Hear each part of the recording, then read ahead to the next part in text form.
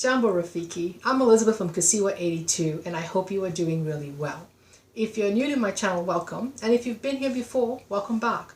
I post 2 videos a week. On Tuesdays I talk about books and all things reading, and on Fridays I talk about journals and all things creative play. I just picked up the bag from my library, so I wanted to talk about and take you along for the ride as I unpacked that particular bag, because I never really know why I put something on hold, because I tend to put things on hold with my library system. They show up when they show up, and then I'm always kind of like, this is a surprise. Like, it's almost like unwrapping a gift every so often. So as I've said before, I tend to read in ebook format as well as print as well as audio, right? So all the formats you would expect to read something in. And what I'm going to do today is go through the physical books I picked up from my library. I will talk about the audio and ebooks at a later point. I mean, there's always ebooks and audiobooks showing up for me, but they tend to be sporadic, as opposed to when I go to the library to pick up a bag, this is what I end up having. So there's a bunch of comics as well as a couple of non-comics, so let's just go ahead and go through them. The first one is Mercury by Hope Larson. Now, she won, I believe, the Eisner Award in 2007, which is the highest honor you can get for a comic artist. And this is a YA comic series. So what intrigued me about this particular one, first of all, you know, that cover tells me there's some serious stuff going on here. But what intrigued me about this is set in 1959 Nova Scotia, and it's a story about 2 different girls in 2 different timelines. So it says it's a combination of history and romance with a touch of magical realism. 2 girls tied by blood and separated by time.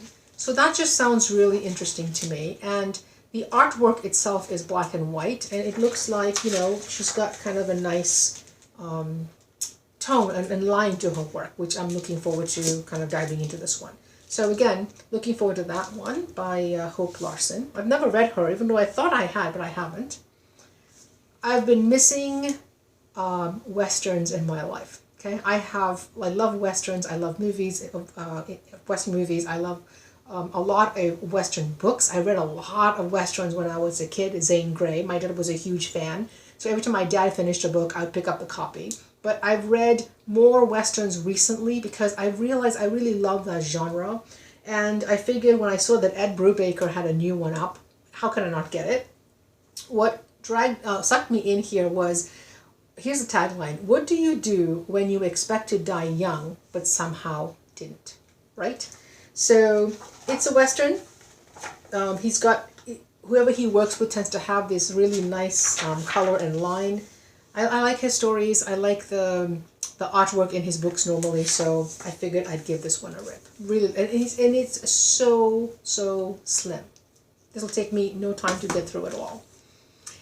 Next up is Mouse Guard Winter 1152 by David Peterson. Now, I know this is going to sound crazy, but this is a comic. So this is again a YA comic. Pulp is an adult and Mercury is a YA as well. So the premise of this is there is a band, is that what you call them? A band of mice? What do you call a group of mice? If you know, let me know in the comments down below.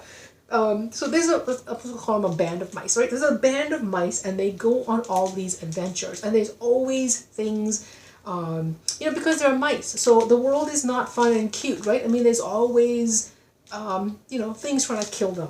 So this particular one, I mean, it's interesting because I believe I read Autumn, and so like Ali Smith's Seasonal Quartet, I believe there's kind of a seasonal series here. So it's snowing outside as I'm recording this video, and I'm so glad they showed up when it did. So this, I mean, okay, first of all, I love books that have maps as end papers, because, you know, it tells you there's some serious stuff going on in the book, right? How cool. So this is basically a bunch of mice. They go on adventures. There's some brave ones and not so brave ones, and the artwork is fantastic. I just really love the artwork in this series. So I'm looking forward to seeing how my mice are faring in this particular installment.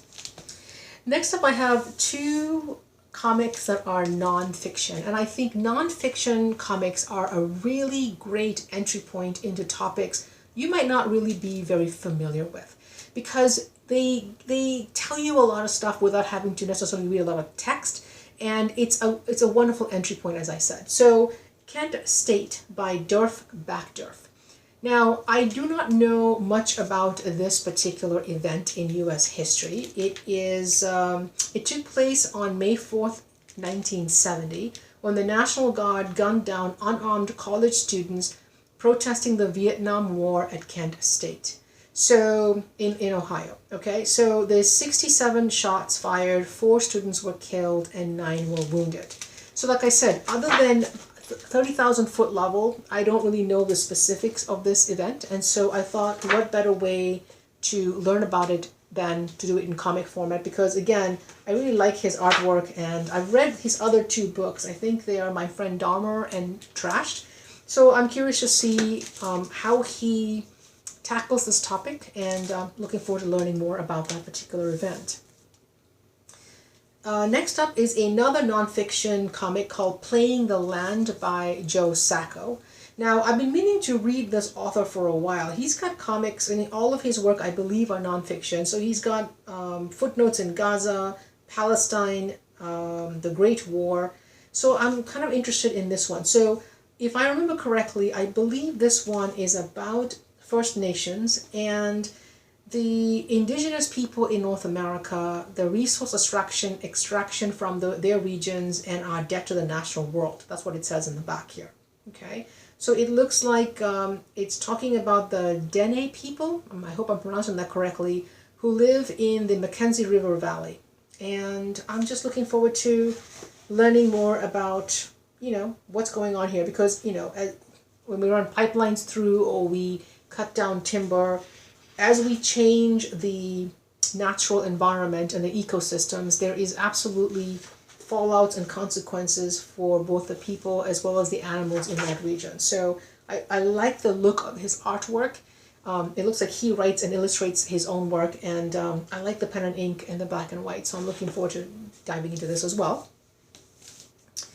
Next up, I have Ali Smith, Spring. This is the 3rd book in her seasonal quartet, and as I've mentioned before, I am reading the seasonal quartet with a group of people, and the group is hosted by Sarah, and I'll put a link to her channel down below. This is the 3rd one, so we have read Autumn and Winter already. I'm about halfway through this one, and I'm loving it. I mean, I am finding that, as I was hoping when I first read Autumn, and I talked about that on this channel, that I was hoping that I was going to love Ali Smith, because I believe she's an author I believed I was going to love, but I just, for some reason, wasn't sure how to read her. And I think she's an author, the more you read her work, the more you appreciate what she's doing, and I'm really enjoying this one. And finally, just like with comics, I tend to check out cookbooks every now and then from my library. Because again, if you don't like them, you can put them back. And cookbooks tend to be more on the expensive side as well. So this one's like $27, right? So I don't tend to buy cookbooks unless I know I've already tested several recipes from them and like the book. Because $27, if I don't like it, what am I going to do with this book? So this is Plant Over Processed, and it's by Andrea Hannemann. Now, I followed her briefly on Instagram, and what I remember, as a plant-based person myself, I remember that her recipes, let me see if I can find some, they, not only were they wholesome, but they also looked delicious and easy to make, right? So I figured I'd try her recipe book and just dip in and out. And I tend to do that with all my cookbooks anyway. I tend to dip in and out, try different recipes and see, is it too much work? Is it not enough taste? It varies. So that's Plant Over Processed. I'm looking forward to hopefully some delicious meals from that one. That's what I have for you today. These are the physical books that showed up in my most recent library bag haul. And I would be curious if you've read any of these and what your thoughts were. Are there any that you think I should move higher up on my TBR list? Because I will be reading all of these books within the next couple of weeks anyway, right? Because, again, comics don't take that long to read, and I'm already halfway through the Ali Smith one. So that's what I have for you today. I'd love to know what you're reading, and until I talk to you next time, happy reading. Bye.